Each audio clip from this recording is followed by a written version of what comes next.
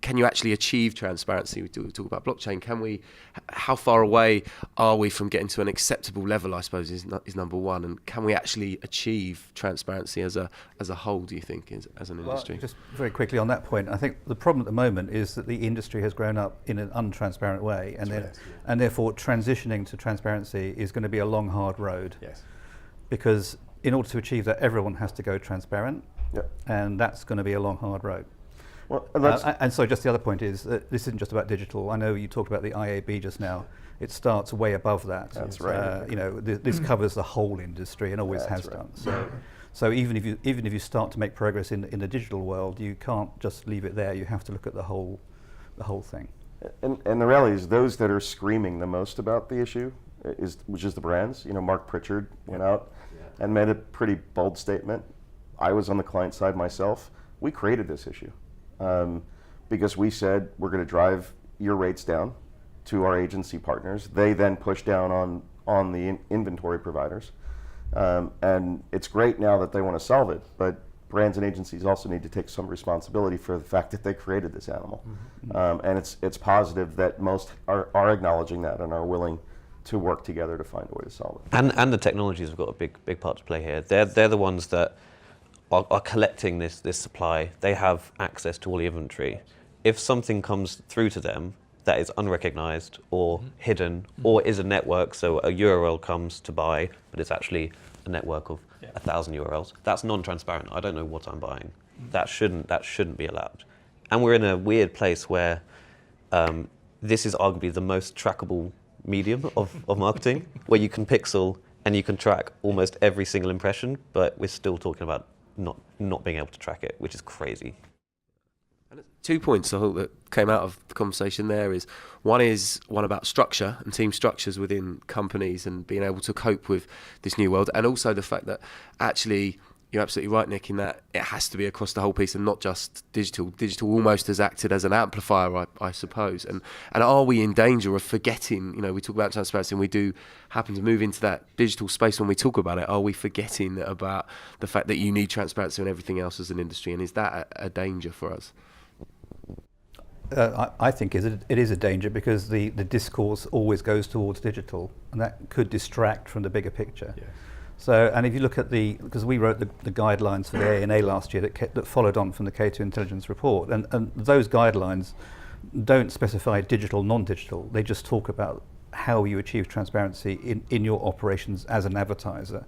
And we deliberately didn't say this applies to digital, that doesn't. Of course it talks about viewability, brand safety, ad fraud, ad blocking, all those things within it, but advertisers don't just advertise on digital, generally speaking, and they advertise on all sorts of things. And you have to start at the top and work your way down, and then have specific actions you take by medium to achieve transparency, because they all work in different ways. So to talk about digital can be, it is the worst problem, yes, but it can distract from the bigger picture. Is it the worst problem? If you look at television and the billions spent on television and the packaging that's done in upfronts to accomplish those deals, some of the least transparent in terms of the way they're bundling the inventory to give you a lower effective price for your media. I guess what I mean by that is that if you advertise on television, broadly speaking, and traditionally, and Sital will probably correct my numbers here, you think 90% of my money is going to be exposed to consumers. 10% is going to go in fees and stuff. Yeah. In the online space, we know that 40% of the money is actually going to go into media inventory. Yeah. 60% is going to go into service fees, production, data, and so on and so forth. So there's a massive difference there, and then that's before you hit viewability and ad fraud and so on and so forth.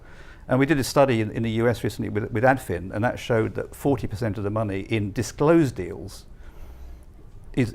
goes into service fees and charges and so on and so forth. And we couldn't even look at undisclosed deals because they're undisclosed. So the term what I'm talking about there is that the working money versus the non-working money is a real problem in digital. But as a brand, you choose who you work with, right? Yeah. So ultimately, if you're not happy with your partner, it's our responsibility to choose a transparent partner who's going to try and make it as much transparent for us. I also wonder whether in the future the chain will shrink, right? If technology continues to improve, actually, how many partners will I need? Actually, maybe it will be more cost effective for me to even do it myself. The technology might allow us to in-house that and then own the transparency ourselves. So the technology and the change from a brand perspective, I think, comes back to exactly what you said. You choose who you work with, right? So that's a great point, because as brands and advertisers, we have to take our future in our own hands. That's absolutely clear. What needs to happen and will happen continues to be debated, discussed as an industry, will need to happen at a separate level. But we take our future in our own hands, and with technology now, especially with the self-serving platforms, etc., we are able to start doing things ourselves. So bring in the competence within the company and start managing it ourselves. And that is where the real discussion is happening across several advertisers, like what you mentioned, is what can we do ourselves, and what do we need to still partner up.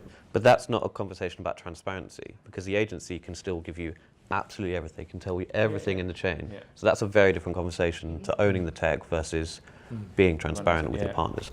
But arguably, the pace of transition may have been triggered by the lack of transparency in the past, which is now got people thinking, well, how do I get there faster?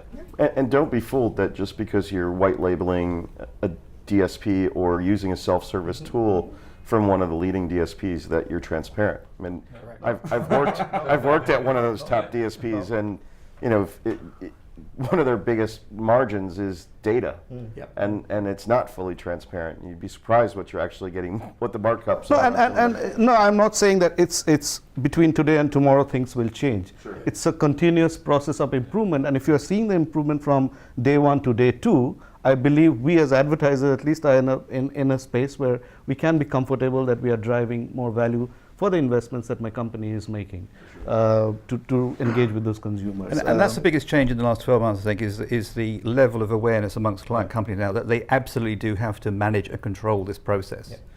And they should, and they need to have very clear governance guidelines for doing that. They need to have a roadmap, they need to have the right resources in place. Whether you go the whole route and say, let's take some of those services in-house or not, you may not want to do that, but at least have governance processes that sort of say, I'm going to work with third parties, but I'm actually going to take a real interest in it and have the right contracts with the right people that I've chosen, and I'm going to get the right level of reporting and the right level of transparency. This conversation probably wouldn't have happened in this way 12 months ago. Yeah, so correct. I think good progress has been made in that regard. But sorry, do you think that clients are asking enough of the right questions? Because I think one of the interesting things we see is client teams not really understanding all the questions they should ask to get to this transparent world that they are trying to achieve. Yeah. That's what I was back to your DSP. That's exactly what I was just going to hit on. I mean, our other half of our business, the consultancy, is completely thriving because clients are saying, I'm going to bring this in-house. And first off, they say, can you help us select the right partner to do it? And then we say, well, all right, do you understand the other questions you need to ask? And most have no clue to ask about, are the verification tools being marked up? Is data being marked up? There's 30 different things in the chain that you may be getting from a self-service partner that could be the best partner in the world, but that is not fully transparent. So unless you ask those questions and expose that to ensure you have complete transparency, that's great business for you when you are in the process of educating clients and making a business out of that as well, which makes sense. But to Nick's point, the discussion that's happening amongst clients, at least for example in forums like the WFA, it's a far improved discussion than we were having 12 to 18 months back. Yeah. And that is, it's a process. It's not a start-stop sort of situation. Well, you don't know what you don't know, right? Exactly. But Paul's right though, is that we spend a huge amount of our time educating our clients on how, in particular in digital, how the market works, and they really find it very difficult because it is. And they also get shocked when they discover just how little they knew before, and that can create its own reaction. And it is complex, and it's deliberately complex in many instances because the black boxes make it hard to understand. Do you think the whole industry has to go as far as something like the financial services industry, where you have total transparency, much more, that ability to be able to understand exactly what you're buying, who's owning what, all the way through the chain? You know, that industry's been shaken up over the last 10 years. Do you think this industry should be shaken up in the same way? I think that will happen, and if it doesn't happen voluntarily, it will be imposed. Yes. It will happen, and I mentioned blockchain earlier. I think blockchain will be the technology that solves for a lot of this, and it will be completely transparent, whether anyone likes it or not. There's still an element which is how the agencies, with all of their clients, manage that spend across the inventory available and the technology, and do they prioritize different partners to benefit as an agency and collect rebates? That's still potentially non-transparent to clients. Like, you've taken my money, and did you make the best decision for me, or did you make the best decision for yourselves? And that's got to be probably the biggest conversation that agencies should. But the smart clients are onto that now, and you know, they're kind of much more aware of it than they were 12 months ago. That's and right. The ANA certainly helped in that. So that level of awareness is improving dramatically. Just at the same time, of course, once you know about things like cash rebates, you also have to know about all of the other things. But this is not done yet. It's a process. But it is a process, and it has started, and there's been distinct movement in the last 12 months. I think Pritchard made a big difference to that. Yes, indeed. I think the whole issue of brand safety has made a big difference. It doesn't look as though it's related to these things, but it absolutely is. Mm-hmm. So there's now a groundswell that's turned this from being a sort of quite a small thing into quite a big movement, I think.